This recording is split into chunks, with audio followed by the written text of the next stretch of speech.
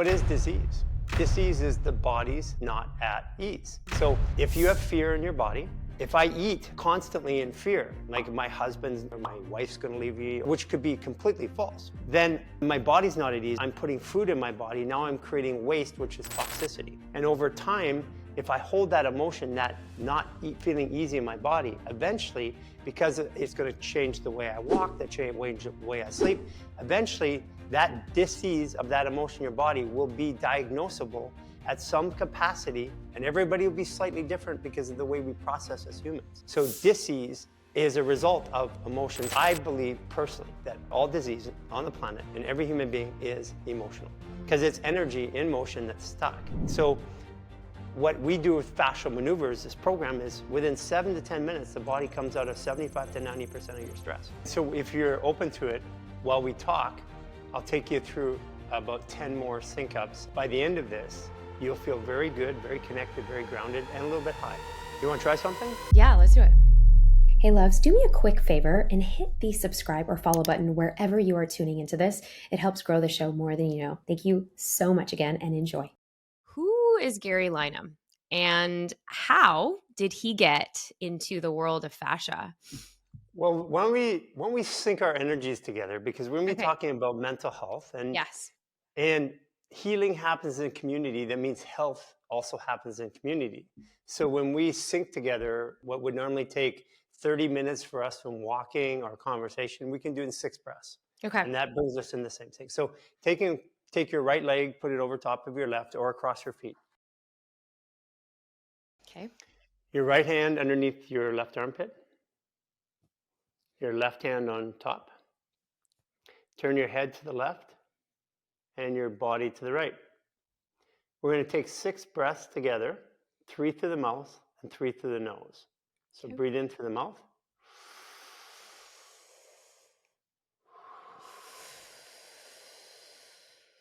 2.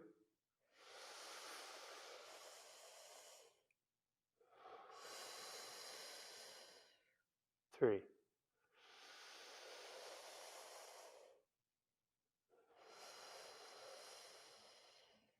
Through the nose.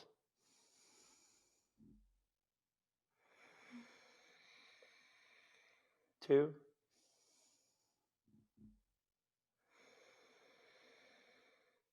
3. Okay. What do you notice has changed? Wow. So when we feel more present. Yes. So when I'm going to talk to somebody, have a meeting, interview, work together, our whole team does this before we eat, before every meeting.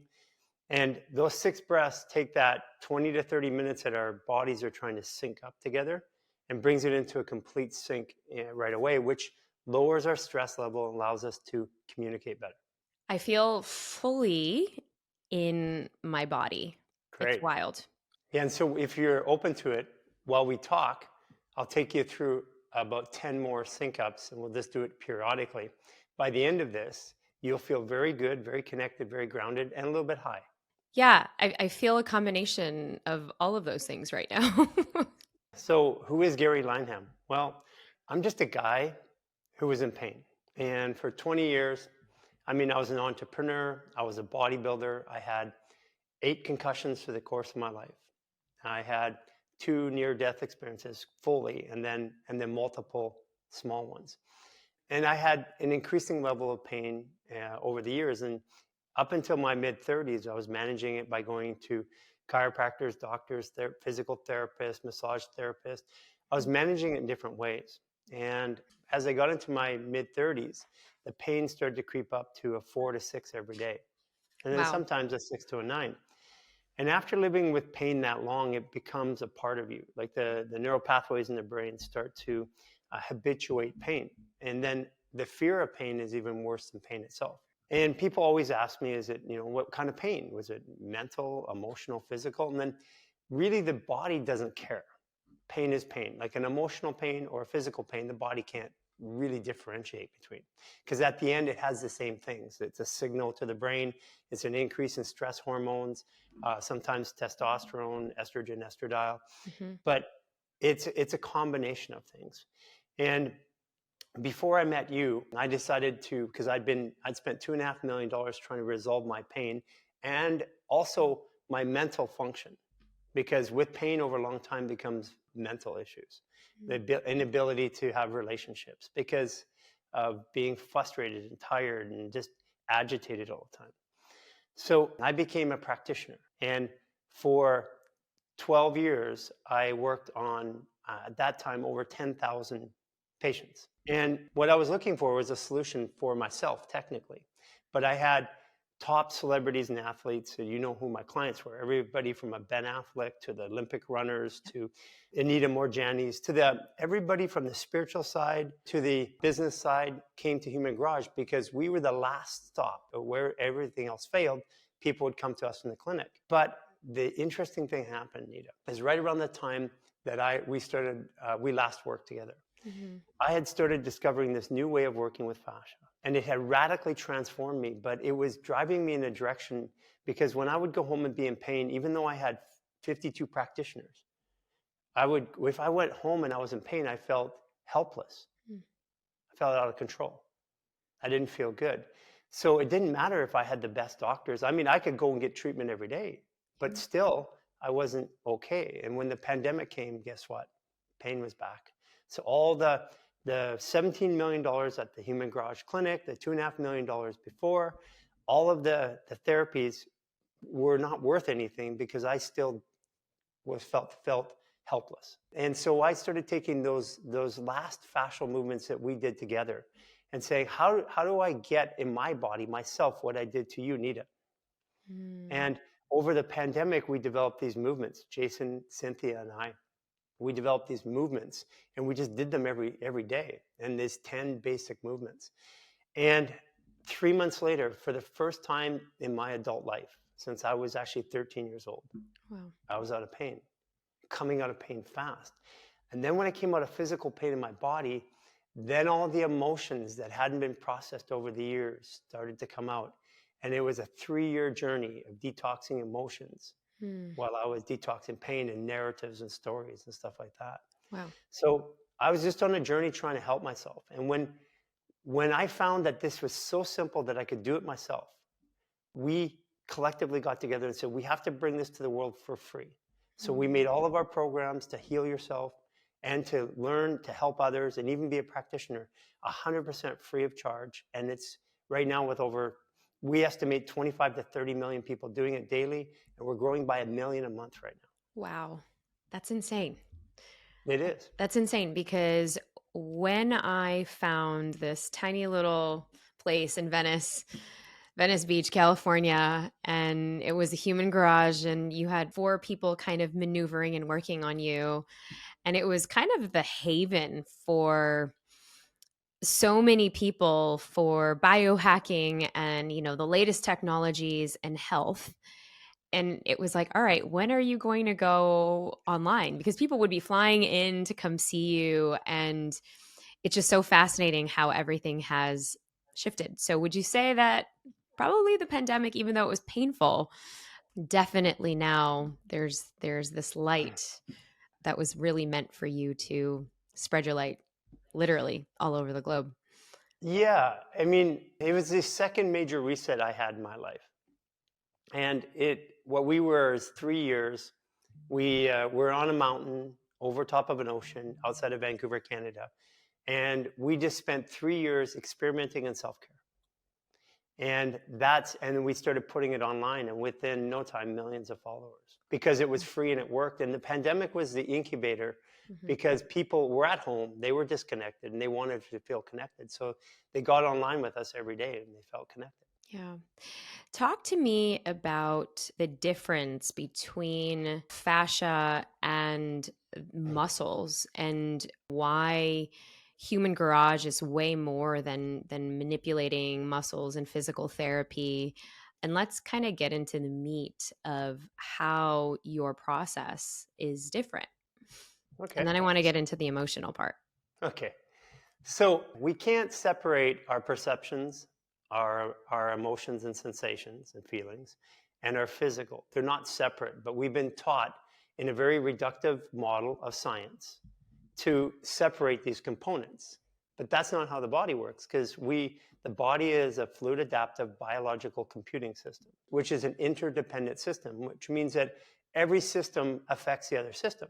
So you cannot work on one at a time. And if you do, you cannot have success because it offsets another one. Like, for example, it seems like a good idea to do a liver detox. And your liver may need to be detoxed. But when you do that, all the other organs become off balance because they work in harmony. And that means in relation to the detox liver, so is the gallbladder and the stomach and everything else in that same level of combined toxicity. So the same thing with our emotions and our thoughts. If you think about it, we've been taught that our brain and our muscles move the body, but I couldn't find that to be true for a number of different reasons. And we share all this on our 28-day reset, which we actually teach practitioners and individuals about a new way of looking at the body. And in there, what we start to talk about is what is fascia and what is the body? Well, in your body, this computing system, think of your body as a computer, not your brain. Yeah. Because your brain actually is more like a processor. It identifies patterns and runs programs. And if it can't figure out the program, it just keeps thinking about it. Now, that's not very intelligent, because if it keeps thinking about it, and I get a new one I have to think about, it keeps thinking about it. It's like opening up windows on a computer. And if I open up 100 windows on my computer, eventually I try to move my mouse across the computer, it goes like this. And what does this look like in the body when I do this? It looks like something like Parkinson's. Yeah. Too many windows open. So from a body perspective, your brain, what drives this computer is let's say nerve cells. And it's one way to look at proteins and nerve cells. And your brain has 100 billion nerve cells, which is like horsepower for the body, computing power. But your fascia, we now know, has a brain called an interstitium, and it's all through the body, and it has 100 trillion nerve cells. Wow. So saying that your brain runs your body, the direct equivalent, exactly a direct equivalent, would say that your Apple iPhone watch is running Google's worldwide servers. Now, that's ludicrous. You would never think that. Right. But that's when we say the brain is in charge of the body, that's what we're saying. So what I was questioning, because I didn't grow up in science or as a practitioner, I became a practitioner through trade, through hiring practitioners and learning and working on people, through practice. And I'm autodidactic, so I learn through experience. And it takes, within a period of time, I can learn anything. And what I was learning is that from a perspective of the body, all of the science that we have is about how the things in our body work, like how our brain works, how our nerves work, how our muscles work, how our organs work. But all of those things live inside this intelligent container called fascia. So all of our science basically is how everything works inside the fascia. But the connection and the power that it works for and which drives it is the fascia. That's the intelligence. So we have science that tells us what happens inside, but not about the whole. And this is where we started finding, just basically holes in the narrative of how the body goes together. Because I don't disagree with any of the science on the body, but if you don't have the story of how and why it all goes together, then it doesn't make sense. And so we started changing the narrative of how it works together. So your brain is not a computer. As a matter of fact, we've been able to prove scientifically that the brain doesn't even move the body. The brain responds to movement in the body. Like, for example, if you lose a limb, you get still phantom pains in there, but there's no muscle nerve signal there. You can put a prosthetic on now, move it with the power of your intention. Can't be your brain, because your brain has to go through wires, nerve system. So it's your intention. Where's that intention coming from? Our hypothesis, that's your fascia actually moving the body, and that the muscles and the bones are actually coordinating or working with that movement. And I want to kind of double click a little bit even deeper on what you said, because you shared, and I've seen on your Instagram, the number of stories of the people that come to you that have these neurological disorders. And you even mentioned Parkinson's, and there's all of these footage of people on your IG of being able to walk again and not have the kind of the fast movement that's the signal for Parkinson's. And I'm curious to know, how do the emotions such as pain, fear, stress, overwhelm, anxiety, fear, resentment, jealousy, how does that all play a role into the body and being able to kind of process those emotions from Okay, a that's, I mean, physical, that's, mental, emotional standpoint? so let's look at what we do. A human being is, we are in movement. So emotions are energy in motion. So before the body moves, I have to have not a thought, but a desire. Desire is an emotion. So movement is actually not logical, it's emotional. Because I could think about doing something all day long and not do it, but I have a desire to do it, then I move. So that means movement's emotional. So that changes the landscape of the way that we're taught, because wait a second here, I thought that's physical. No, it's actually emotional.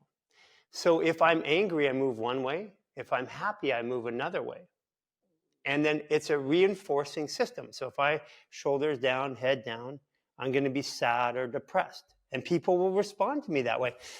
I'm chest up, bright and shiny. People are going to respond to me that way. So movement is a very emotional thing. And there's 3 stages of the brain. There's the rear brain, or the primitive brain, which has your cerebellum, homunculus, your hormones in the pituitary gland. It's your fight or flight. And it has, the way I see it, is 2 primary emotions in that one, which is your animal side. It's either fear or desire, not love.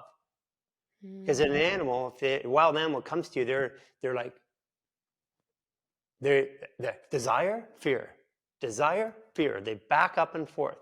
And they don't have a moderation. And an animal either desires to be with you, or fears you and runs away. They don't really have the emotional complex that we have because of the way the brain's structured.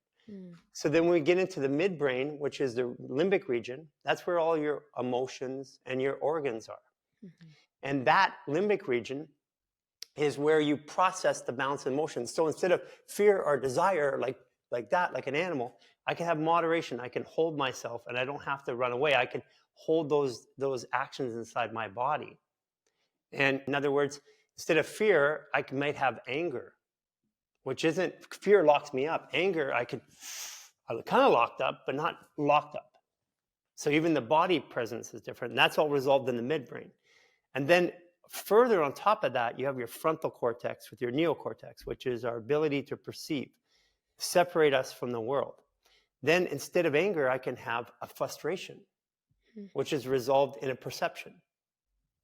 So if I told you that your husband passed away right now and you believe me, I got a text message.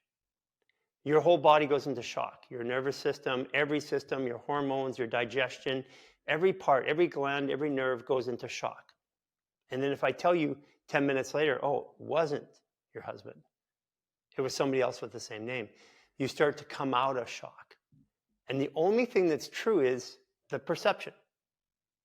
So perception dominates all emotional regulation in the body. And it also dominates movement.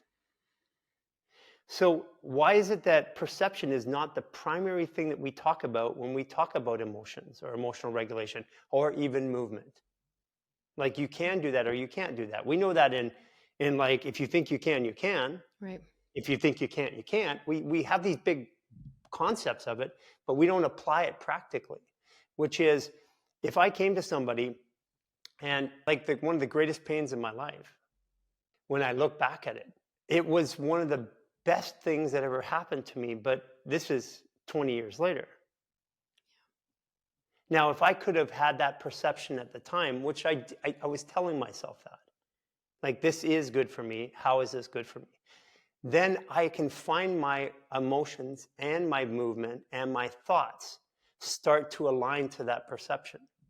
Do you think that if we are able to stomach the perception right away, then we would get rid of all emotional, mental, physical pain? Well, so pain itself is actually just the body trying to narrate an experience, trying to get you to pay attention. That's why emotions feel like pain in your body, because it's not physical pain. You didn't cut yourself.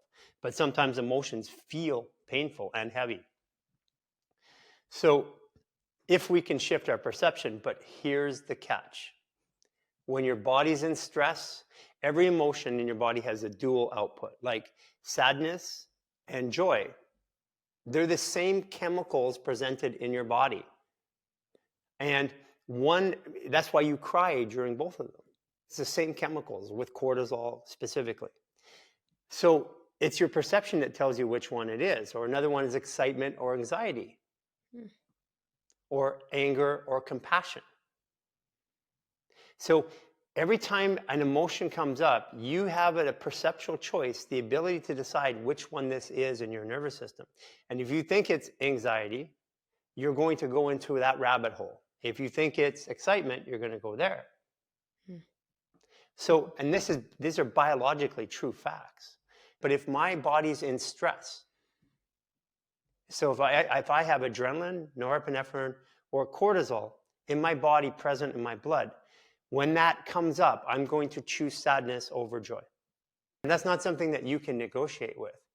You can train, and if I've done that over and over again over a long period of time, chose sadness when it came up, then when I have a joyful moment, or when I fear over confidence, I have this fear every time. Then when I have a spot to be confident, my brain remembers the pattern of fear. So it goes to that pathway, and my body starts doing the fearful things. And how does that translate into manifestations of disease in the body? Well, what is disease? Disease is the body's not at ease. So if you have fear in your body, your adrenaline, norepinephrine, and cortisol go up. So now all the blood leaves the core of your body, goes to the limbs for fight or flight. That's what the body thinks.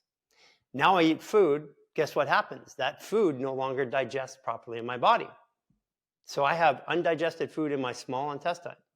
Now, when that happens, that affects my cognitive function. It affects the balance of my hormones, my gut bacteria, my microbiome, my parasites. And then I have waste that my body has to process with my liver. If I eat constantly in fear, like my husband's going to leave me, or my wife's going to leave me, or which could be completely false, then my body's not at ease. I'm putting food in my body. Now I'm creating waste, which is toxicity. And over time, if I hold that emotion, that not feeling easy in my body, eventually, because it's going to change the way I walk, that change the way I sleep, eventually that disease of that emotion in your body will be diagnosable at some capacity, and everybody will be slightly different because of the way we process as humans. So disease is a result of emotions, and I believe personally that all disease on the planet and every human being is emotional, because it's energy in motion that's stuck. And if you think about it from a disease model perspective, people say, well, what about a genetic disease? Well, the gene needs stress in order to mutate. If you remove stress, so the body's at ease, that's removal of stress, then instantaneously the gene goes into remission. So what we do with fascial maneuvers, this program, is within 7 to 10 minutes, the body comes out of 75 to 90% of your stress, which is the only movement process in the world that we know of. That's why that little sync up affected you. Oh, it was huge. It was right away. You want to try something? Yeah, let's do it. Okay. Take your right hand. We'll go right to the liver. Put it on the center bone. Go to the right of down here where your rib cage turns, and this is your liver. This is where anger, resentment is, because the gallbladder there too. So push into there. Take your left hand, put it on your trap, right on your neck. Okay, we're going to breathe 6 breaths, 3 through the mouth and 3 through the nose. And we're going to say an affirmation, okay? So breathe into your mouth.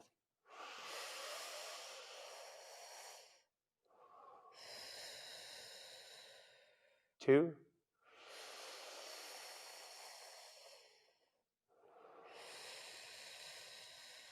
3.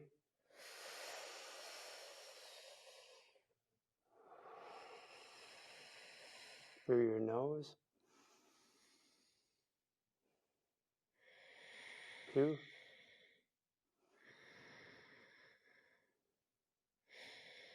3.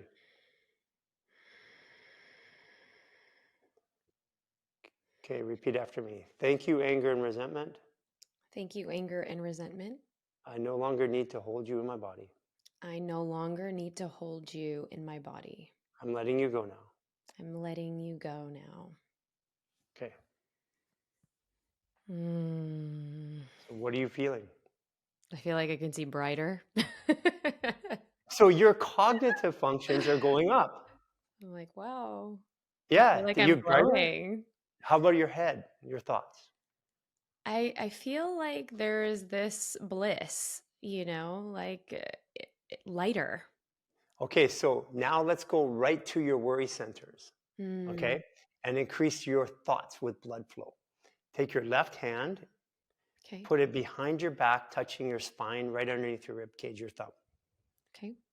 Okay, and you kind of grab the side of your body. Oh, okay.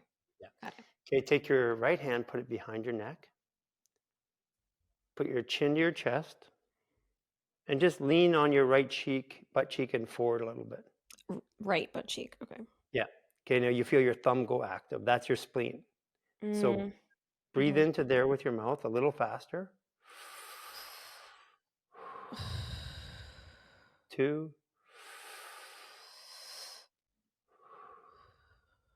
3,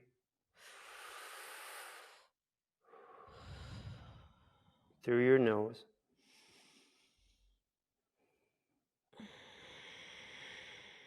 2,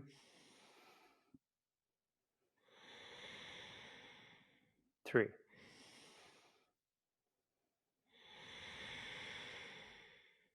Say thank you, worry. Thank you, worry. I no longer need to hold worry in my body.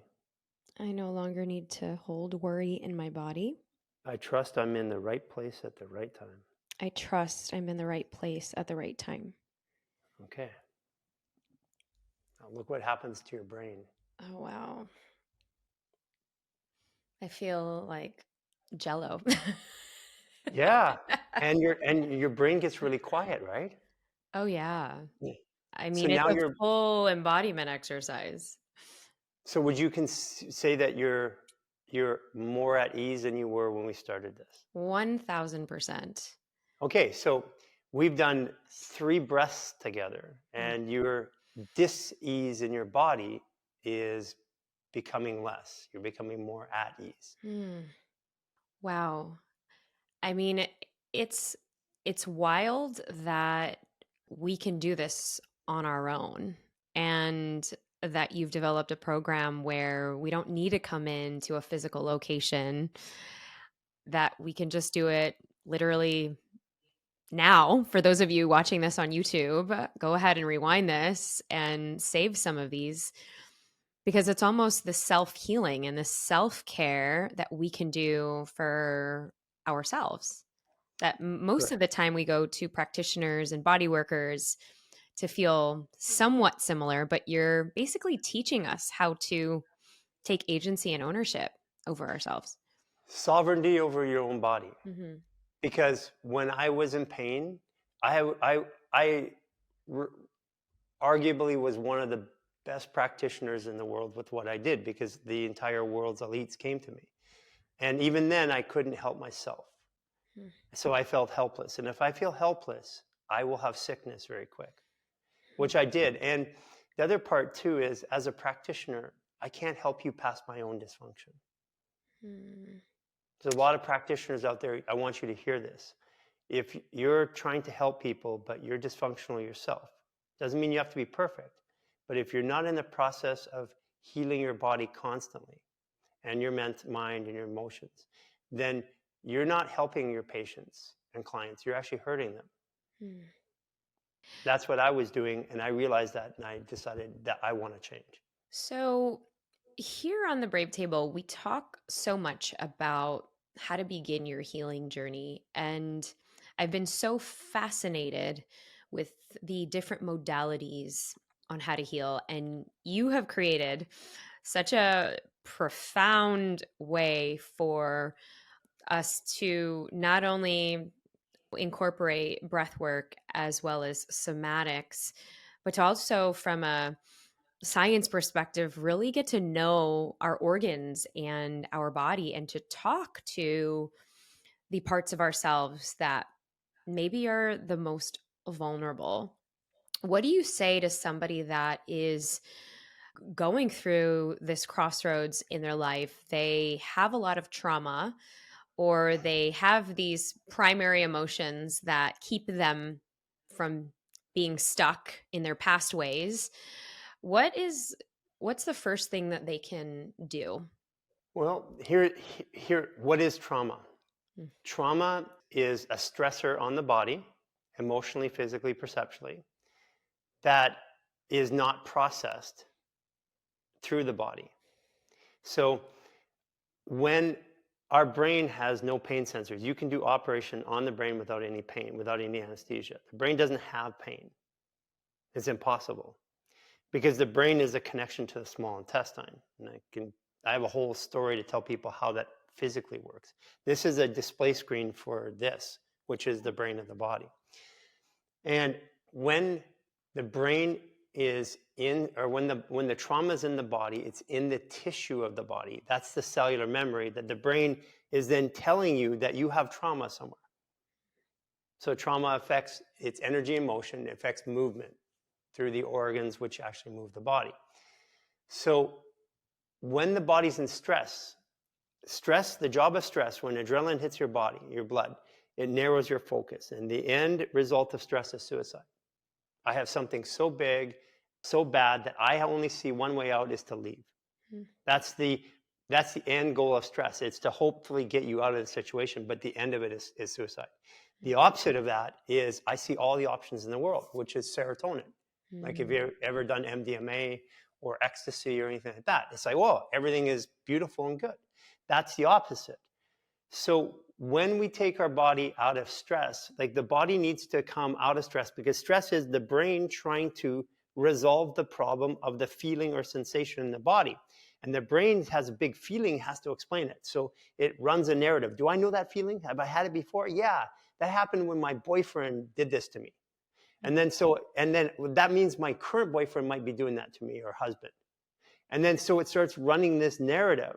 And as long as that feeling's there, it has that as a memory of how to resolve that feeling. And it's circular.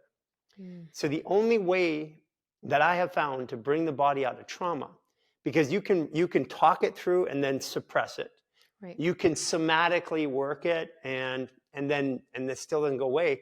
You have to have all three. You have to have a physical movement in the body. You have to have an emotional awareness, and then you have to tell a new story, a new story, a new perception.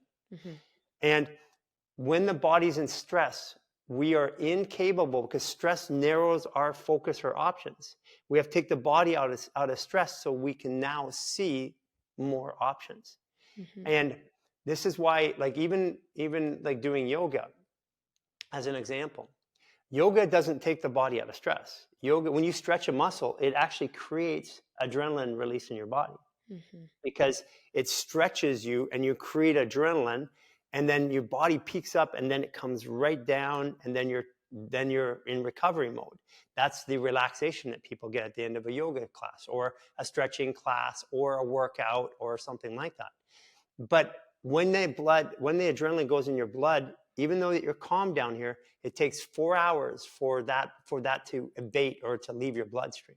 4 hours. 4 hours. That's why you're not supposed to eat after a yoga practice. But because if you eat, you're going to have undigested process. That means you're going to have waste material and stress on your body again. So again, people do yoga without the practice of yoga, without living the life of yoga. There's a very big difference. Mm-hmm. Or the practice of working out without living the life of health. So when you do a fascial maneuver, you take 75% of the stress out of your body. It drops it right away because there's no stretch. Then when you come out of stress, you see options. Now I have the ability to tell a new story. Hmm. So I'll show you one that really, a maneuver that really can help you tell a new story fast. And all of these that we've been doing, anybody can do it, even when they're watching this or rewatching this. Yeah. wherever And they're they're at. all online free. And this whole practice of all of the organs, which rebalance you, it only takes 7 to 10 minutes. Oh, wow. Yeah. No, You can this do them is all. so easy. So Okay. let's take your right hand, Okay. go right between your belly button and your bladder, okay, and push down into the bladder. Ooh. Okay. Okay. Take your left hand, put it behind your neck. Squeeze your butt cheeks so you'll feel your bladder come up there, like pull a Kegel, Mm-hmm. as an Yeah. example. Okay, now breathe into your mouth a little faster. 2, 3, through your nose. 2, 3. Say thank you, fear. Thank you, fear. I feel safe and protected in my body. I feel safe and protected in my body. I no longer need to overthink to feel safe. I no longer need to overthink to feel safe. Okay, cool. Wow. So what are you feeling now? Mm. I mean, what I feel after any sort of psychedelic experience. Yeah, yeah, exactly. Actually, and if you want to get there, I can tell you why. But Nita, take your big. I mean, we're not perfect people. Yeah. We all have issues and problems that happen every day. Yeah. And so take your biggest worry that you had or problem that you had before you got on the call with me today. Mm. Think about it. Close your eyes. Okay. Got it. Everybody else can do this too. Mm-hmm. Okay, now, does it feel the same? No, not at So all. you have more capacity Mm-hmm. because stress is like water in this cup. Mm-hmm. And we should be about here. But most people are about here. And this is the hormones in your body, stress hormones. And because our daily lives are, because of the food we eat and the chemicals we wear on our clothes and the chemicals in the sky and the work stress that we have and all these different things are stressors and it fills our cup and we're at the top. And then so an outside event comes and we feel overwhelmed. Our body goes into stress and we narrow our focus so we don't see the options. So what we're doing is taking your body out of stress. And when your body's out of stress, you can then process a new story. And so you see me working with people that have these big emotional releases and cry and collapse and all that. But I mean, some of them are some of the most well-healed people on the planet. They've been doing somatic work. They've been doing emotional work and talk therapies and all this for decades. So Mm-hmm. why is this happening? And the reason why it's happening is because the actual memory of everything is coordinated and held in your fascial tissue. Mm. And then your organs provide the emotional input. Your movement in your body provides the mechanism of exchange. That's why when people want to learn something, they move their hands. So it's how your body communicates. And then the narrative is what your brain holds. And those three things have to triangulate in order for you to remove trauma. Mm. And I have not seen a program anywhere or something that does that this way. And coming from my own self, like I was PTSD. Yeah. I mean, people who do know my story, crazy story. You know, I've fought governments. I've been detained. I've been held in solitary confinement. I've had near-death experiences. I've had all kinds of stuff happen in my life. And so I had the most vicious PTSD that I was fighting through. Even when I was working with you, I was still fighting through that. And this probably a lack of trust. Oh, completely. Because trust comes from inside. And, as we kind of double click on the varying experiences that we all have, and just kind of recapping what you shared about how the fascia holds this emotional input. So even if we are telling ourselves a new story, is it possible that we get triggered again and again? However, now you know how to increase the capacity to hold and increase that emotional capacity to hold because you're doing these fascial maneuvers? So here's an interesting one, the word trigger. Yes. How about clue? I'll give you an example. So Yep. I'm doing this research project on frequency on the body. And I put up on my story, if this drawing or painting triggers a thought in you, let me know. And I was completely overwhelmed by what happened. I didn't even realize what happened was people were like, yeah, that triggered me. I don't know why. I'm feeling so upset now. And I'm like, wait a second here. That wasn't the intent, but the word that I used is buried in intent. And Yep. so what it is triggered is a fight or flight word. That means that if I'm still talking about my triggers, I'm in fight or flight. But if I talk about these are clues, because a situation comes up not to trigger me, but to help me. Mm-hmm. So when and that's a perception shift, because the worst things that happened in my life 20 years later, 30 years later, are the greatest helpers of my life. So instead of when they come up next time and it seems so bad, instead of a trigger, I go, well, that's a clue. What is it telling me? And then that's my perception shift. That's what we were talking about earlier. Like, let's shift our perception, because it is highly unlikely that you're not going to have clues in your life, because life is set up. As a soul, I picked this journey. So Right. I picked my situations and my life and my parents and my friends. I chose this. I'm not a victim of it. Right. So these experiences are here somehow to serve my growth. And if I can move to that capacity, then I'm able to process. And this is from a guy, by the way, who came out of so much trauma. I have had more trauma than even the Navy SEALs that I worked on. Holy cow. Yeah, I have. I've had more trauma in my life. Have you written a book about it yet? I've chosen not to write a book. Okay.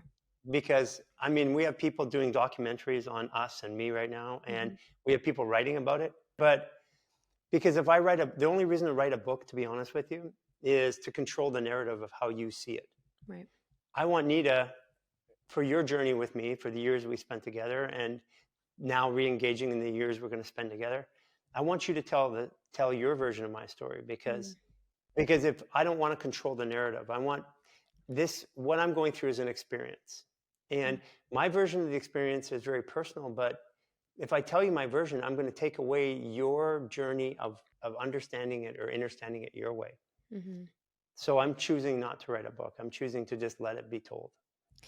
And what's the vision or the mission that you have now for Human Garage and for people to experience this way and this modality of healing? Well, that's actually funny you said that. We're on a world tour right now. World tour, tell us about it. And what does that actually mean? So, when we started off in Austin, what we have roughly 25 to 30 million people doing this, but they're all doing it in their homes privately. So we're igniting them, bringing them together. So like we did LA, we had a 2-week notice in LA, had 1,000 people show up. It's insane. But a couple thousand people in Austin. We've been in Austin, LA, we went to New York, we went to Prague, we went to Dublin, we went to Sweden. Then we're back in LA for a minute. We're going up to Vancouver, Toronto. We're coming back to LA. Then we're doing Minneapolis, Miami, London, Cape Town. Dubai's still questionable. Oh, Dubai, you should come. You really should. 5 weeks in Australia, including working with universities and colleges and campuses. Then off to Asia, just between now and the end of the year. Oh my And then God. next year, we're going to South America. So we're on the road for 1 year, but this is the last time that I will ever talk to or work with anybody on pain or trauma. Because all of the tools, we have published thousands of videos. We have tens of thousands of volunteers and thousands of people helping, coaching and running people through programs. So everything to help you get from broken, wherever you feel you are, to healed, or to functional, we call it instead of healed, is available online free of charge with all kinds of people around the world, much, much better than I am to help you. So from this point forward, I'm focusing after the tour, my last tour ever, first and last. It's all on performance because people typically hit 80% of their goals. And if your goal is to heal, you're always going to be trying to heal. But Mhm. if your goal is to perform in life, healing is a side effect of performing. And what is trauma? It's the inability to perform. Mm.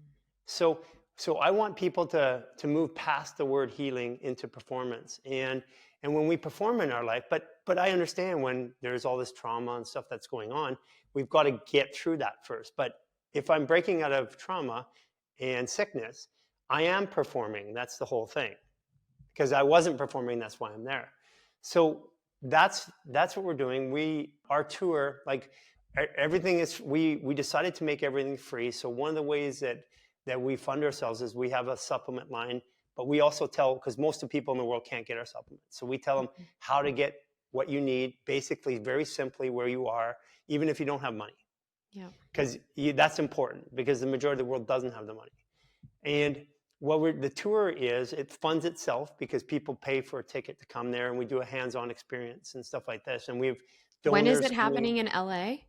Oh, coming in on September 21st, and we have a hands-on the week before. I think the date's the 10th, but I have to look at that. It's Okay. just published. And do you have anything for a lot of my audiences? They are healers, they're coaches, they are into personal growth and development. Do you have anything to become a practitioner to help Sure. heal other people? Sure, absolutely. So here's the beauty of it. If you want to become a coach, you can coach from your own personal experience. So Neeta, after you get off this call, you can take people, go watch the video on the organ reset, and you can coach people through it. So now you're a coach. And Okay. everybody is, because if you teach from your experience, then you're always right. Hmm. And you don't need to have 10 years or 20 years or whatever. So this is how it spreads so fast. But if you want to take it to the next level, you go through our 28-day reset online free of charge. Then Okay. we have lifestyle artist level 1, and then level 2. At level 2, we have thousands of practitioners and going through that, as long as other people alongside. And then you can start to officially be certified or recognized by us by, first of all, volunteering in the community. So Okay. everything's free. We just ask that you share it with others. And we do a hands-on workshop before each event, but that's only limited to 100 people. So like LA is going to be, I think we just put it up, so it'll be sold out pretty quick. Okay. But the event in LA is going to be roughly about 2,000 plus people. And we can link it in the show notes, right? Sure, absolutely. Yeah, and you Amazing. can just go to humangarage.net and sign up for our world tour, because we're adding dates all over the place. Like right now, like we didn't have Minneapolis and Miami a month ago. Now they're both on for September. Oh my goodness, that's amazing. That is, it's amazing, and just so grateful for all of the work that you're doing. I mean, I always knew that I'm like, oh my gosh, he needs to be way bigger, and here we are 6 years later. You are definitely you're changing the game, and I love that the vision is now performance Yeah, and it's because 1 billion people. We're on track to have 250 million people doing this next year. wow, Yeah. wow. It's a game changer when you can give people the tools so that they are sovereign over their own emotions. Hmm. And I don't know if you saw the movie Inside Out 2. Hmm. I mean, so if you haven't, you've got to go see it because that's where they introduce anxiety and I think also embarrassment. But it is the best movie now that I have littles, 2 and 5, and for those watching and listening. It is just it's a great movie also for adults to also see, all right, these are how our emotions are playing a role with our children, but it starts with us. So to be able to do some of these maneuvers that you were able to share, how does that actually relate and translate into how we do this for the littles in our life, the kids So in our life? I'm so glad you brought that up. I almost forgot. We have a worldwide program, Parents Helping Children. And it started off with Love that. very severe cases of autism, MS, cancer, disease. And there's a 14-day program where parents are helping children and they can learn the basics. And there's a whole group of practitioners and doctors. Like we have one of the world's neurocranial specialists, one of the best in the world, Dr. Hum, in there helping. And they're actually implementing this in their clinics.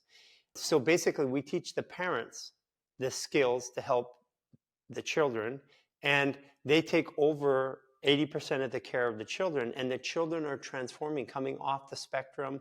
We have children being reported coming out of disease processes, including cancers, and the parents are doing it. Now, I'm not claiming it. I'm telling you what parents have got clinically proven and shown us. Wow. And so the idea is that when a child learns to self-soothe, like we're doing these resets right now on your organs, when a child learns to do that, they will automatically do it and show other children. And so this program is expanding all over the world to kids, and the kids are showing other kids in school and recess, and that's part of the reason why our movement's growing so fast, because the kids are actually helping the parents, because the parents learn it, teach the kids, and then the kids are like, hey, mommy, you're angry. You're angry. This is what we're supposed to do. Hold your liver. Yeah. Yeah. Oh, I love that. I love it. So there's a parent-child version. It's 14 days. Yeah, it's a training program, and then there's a community behind it. So there's doctors and physical therapists and practitioners who have specialized in this that are there to support a whole host of parents, and they're supporting each other. And to be honest with you, even the practitioners in there will tell you that the parents know more than the practitioners. Because if you have a parent with a special needs, like a kid with cystic fibrosis, you've been to 35 practitioners. You've heard every story. So after a while, they actually know more about it than the people that are treating. Wow. And what do you have, what advice do you have for people who, or practitioners who are kind of more mainstream, traditional, and they stumbled across our brave conversation today to question some of the things that they are taught? What advice do you have for them? Can we actually heal our body through the understanding and experiencing of our emotions?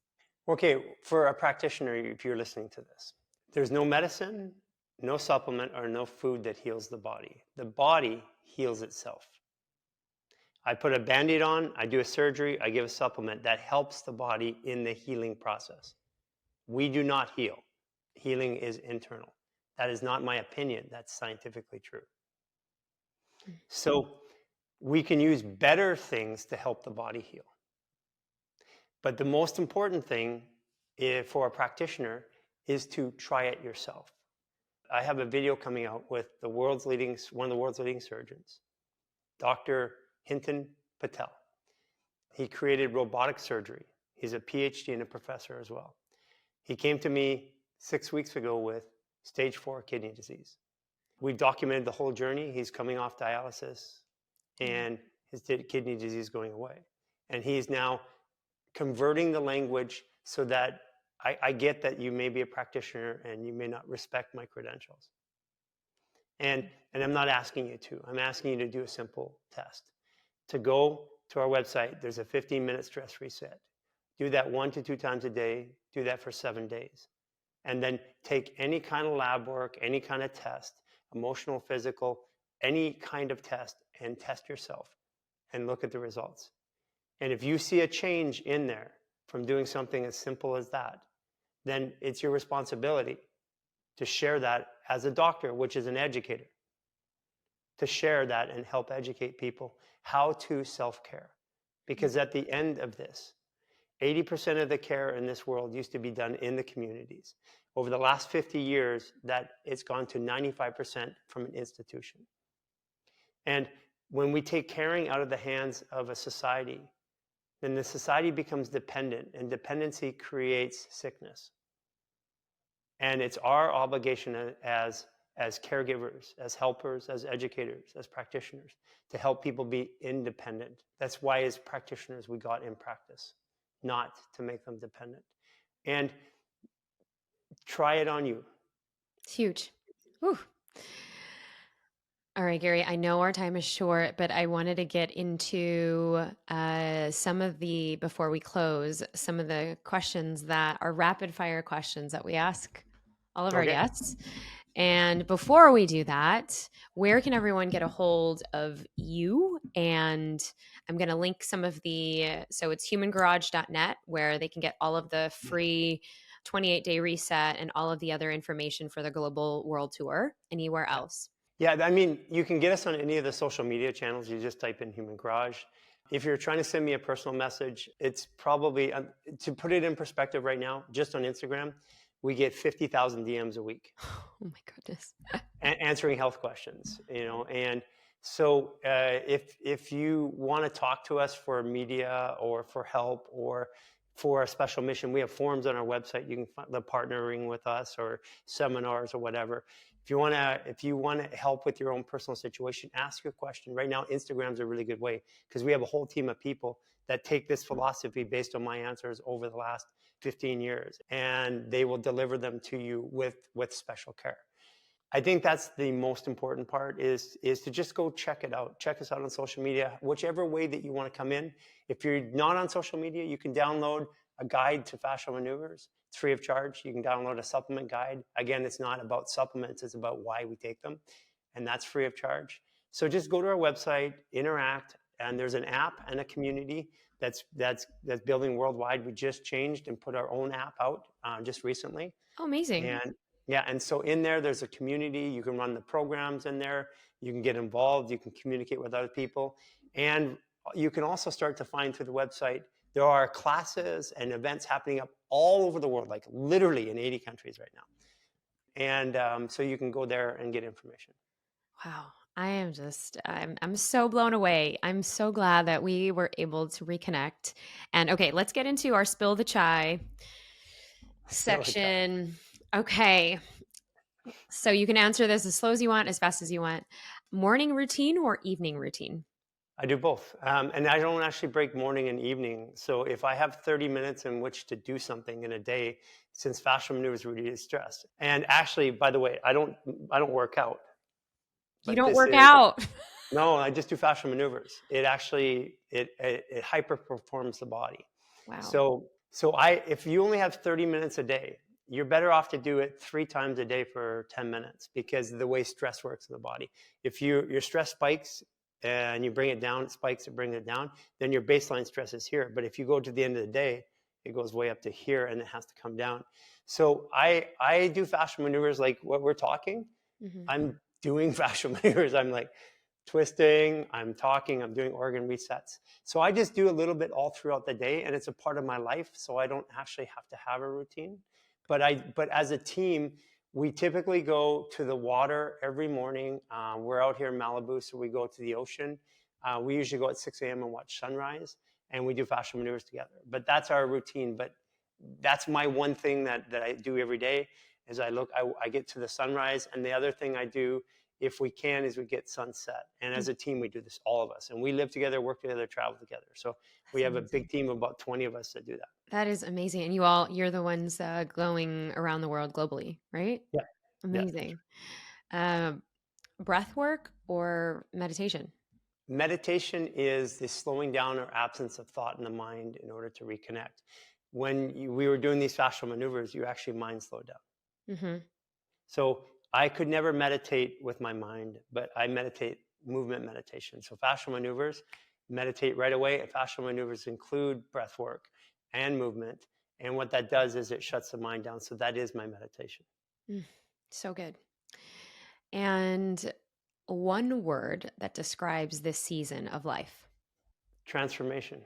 Yeah, I'm biologically, physically transferring. I mean, we'll talk offline, but when I see you're going to have a hard time processing, touching, and stuff like this because I don't feel like you would typically look at a human being.